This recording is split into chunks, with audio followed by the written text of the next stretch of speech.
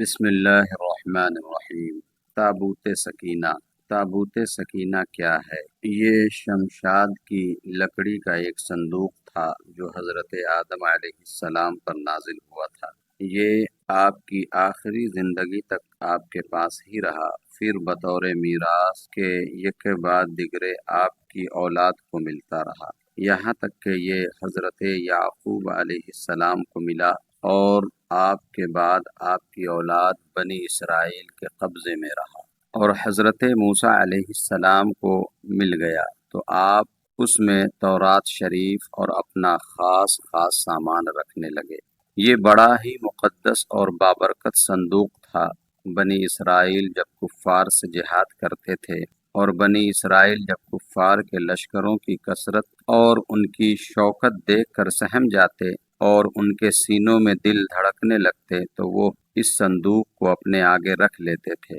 تو اس صندوق سے ایسی رحمتوں اور برکتوں کا ظہور ہوتا تھا کہ مجاہدین کے دلوں میں سکون و اطمینان کا سامان پیدا ہو جاتا تھا، اور مجاہدین کے سینوں میں لرزتے ہوئے دل پتھر کی چٹانوں سے زیادہ مضبوط ہو جاتے تھے، اور جس قدر صندوق آگے بڑھتا تھا آسمان سے نصر من اللہ و فتح قریب کی بشارت عظمی نازل ہوا کرتی تھی اور فتح مبین حاصل ہو جایا کرتی تھی۔ اور جب بنی اسرائیل میں کوئی اختلاف پیدا ہوتا تھا تو لوگ اسی صندوق سے فیصلہ کراتے تھے، اور اس صندوق سے فیصلہ کی آواز اور فتح کی بشارت سنی جاتی تھی۔ بنی اسرائیل اس صندوق کو اپنے آگے رکھ کر اور اس کو وسیلہ بنا کر دعائیں مانگتے تھے تو ان کی دعائیں مقبول ہوتی تھی، اور بلاؤں کی مصیبتیں اور وباؤں کی آفتیں ٹل جایا کرتی تھی۔ الغرض یہ صندوق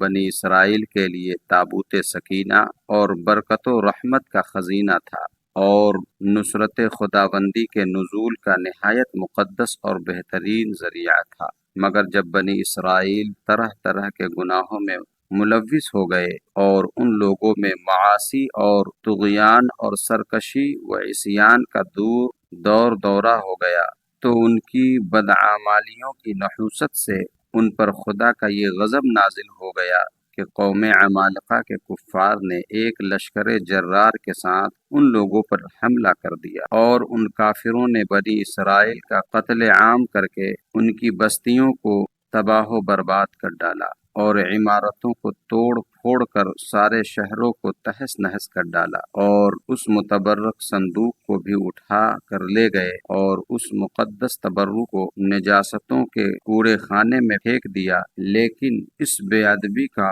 قوم عمالقہ پر یہ وبال پڑا کہ یہ لوگ طرح طرح کی بیماریوں اور بلاؤں کے ہجوم میں جھنجھوڑ دیے گئے۔ چنانچہ قوم عمالقہ کے 5 شہر بالکل برباد اور ویران ہو گئے، یہاں تک کہ ان کافروں کو یقین ہو گیا کہ یہ صندوق رحمت کی بے ادبی کا عذاب ہم پر پڑ گیا ہے، تو ان کافروں کی آنکھیں کھل گئی۔ چنانچہ ان لوگوں نے اس مقدس صندوق کو ایک بیل گاڑی پر لاد کر بیلوں کو بنی اسرائیل کی بستیوں کی طرف ہانک دیا۔ پھر اللہ تعالیٰ نے 4 فرشتوں کو مقرر فرما دیا جو اس مبارک صندوق کو بنی اسرائیل کے نبی حضرت شموئیل علیہ السلام کی خدمت میں لائے۔ اس طرح پھر بنی اسرائیل کی کھوئی ہوئی نعمت دوبارہ ان کو مل گئی، اور یہ صندوق ٹھیک اس وقت حضرت شموئیل علیہ السلام کے پاس پہنچا جبکہ حضرت شموئیل علیہ السلام نے طالوت کو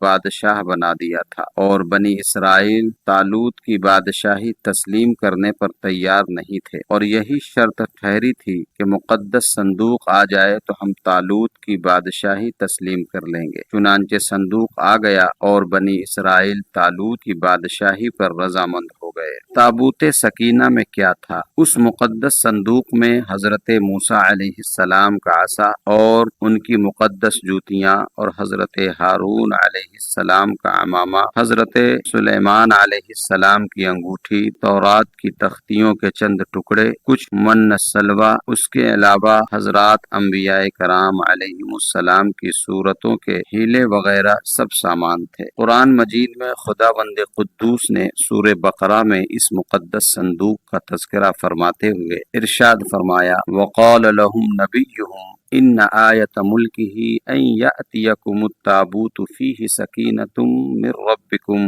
وبقیۃ مما ترک آل موسیٰ وآل ہارون تحملہ الملائکہ ان فی ذلک لآیۃ لکم ان کنتم مؤمنین۔ اور ان کے نبی حضرت شموئیل نے فرمایا کہ اس طالوت کی بادشاہی کا نشان یہ ہے کہ تمہارے پاس وہ صندوق آ جائے گا جس میں تمہارے رب کی طرف سے تمہارے دلوں کا چین اور حضرت موسیٰ حضرت ہارون علیہم السلام کے کچھ تبرکات ہیں۔ فرشتے اس صندوق کو اٹھا کر لائیں گے، یقیناً یہ تمہارے لیے بڑی نشانی ہے اگر تم ایمان رکھتے ہو۔ محترم سامعین، بنی اسرائیل کی صندوق کے اس واقعے سے چند مسائل اور فوائد پر روشنی پڑتی ہے جو یاد رکھنے کے قابل ہیں۔ نمبر 1، معلوم ہوا کہ بزرگوں کے تبرکات کی خداوند قدوس کے دربار میں بڑی عزت و عظمت ہے اور ان کے ذریعے مخلوق خدا کو بڑے بڑے فیوز و برکات حاصل ہوتے ہیں۔ دیکھ لو،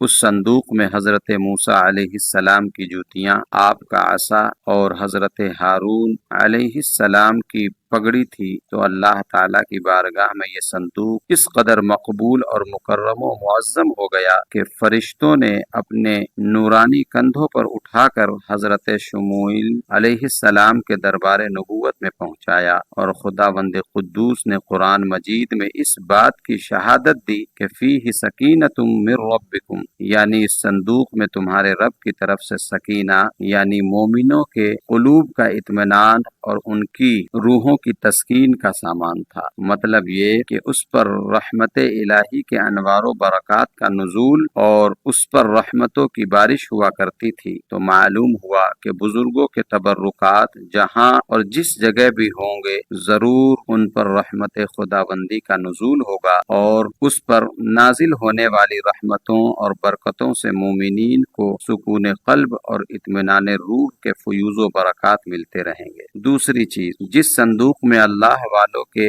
لباس و عصا اور جوتیاں ہوں، جب اس صندوق پر اطمینان کا سکینہ اور انوار و برکات کا خزینہ خدا کی طرف سے اترنا قرآن سے ثابت ہے، تو بھلا جس قبر میں ان بزرگوں کا پورا جسم رکھا ہوگا، کیا ان قبروں پر رحمت و برکت اور سکینہ و اطمینان نہیں اترے گا؟ ہر وہ عاقل انسان جس کو خداوند عالم نے بصارت کے ساتھ ساتھ ایمانی بصیرت بھی عطا فرمائی ہے، وہ ضرور اس بات پر ایمان لائے گا کہ جب بزرگوں کے لباس اور ان کی جوتیوں پر سکینہ رحمت کا نزول ہوتا ہے تو ان بزرگوں کی قبروں پر بھی رحمت خداوندی کا خزینہ ضرور نازل ہوگا۔ اور جب بزرگوں کی قبروں پر رحمتوں کی بارش ہوتی ہے، جو مسلمان ان مقدس قبروں کے پاس حاضر ہوگا، ضرور اس پر بھی بارش اور انوار و رحمت کے چند قطرات برس ہی جائیں گے، کیونکہ جو موسلادھار بارش میں کھڑا ہوگا ضرور اس کا کپڑا اور بدن بھیگے گا، جو دریا میں غوطہ لگائے گا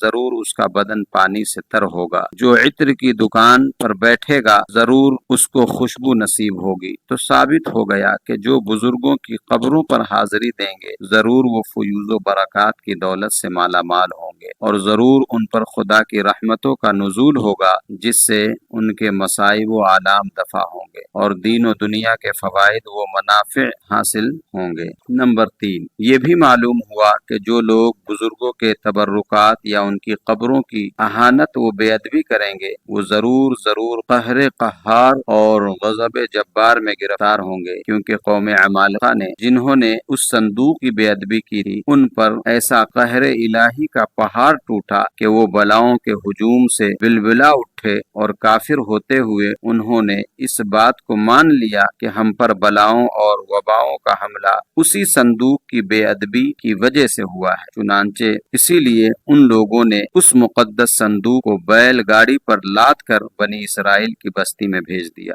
غضب الہی کی بلاؤں کے پختہ قہر سے نجات پالیں۔ نمبر 4، جب اس صندوق کی برکت سے بنی اسرائیل کو جہاد میں فتح مبین ملتی تھی تو ضرور بزرگوں کی قبروں سے بھی مومنین کی مشکلات دفع ہوں گی اور مرادیں پوری ہوں گی، کیونکہ ظاہر ہے کہ بزرگوں کے لباس سے کہیں زیادہ اثر رحمت بزرگوں کے بدن میں ہوگا۔ نمبر 5، اس واقعے سے یہ بھی معلوم ہوا کہ جو قوم سرکشی اور عصیان کے طوفان میں पढ़ कर अल्लाह रसूल की नाफरमान हो जाती है, उस कौम की नेमतें छीन ली जाती हैं। चुनांचे आपने पढ़ लिया कि जब बनी इसराइल सरकश होकर खुदा के नाफरमान हो गए और किस्म किस्म की बदकारियों में पढ़कर गुनाहों का भूत उनके सरों पर सवार हो गया, तो उनके जुर्मों की नहूसतों ने उन्हें ये बुरा दिन दिखाया कि संदूक सकीना उनके पास से कौमे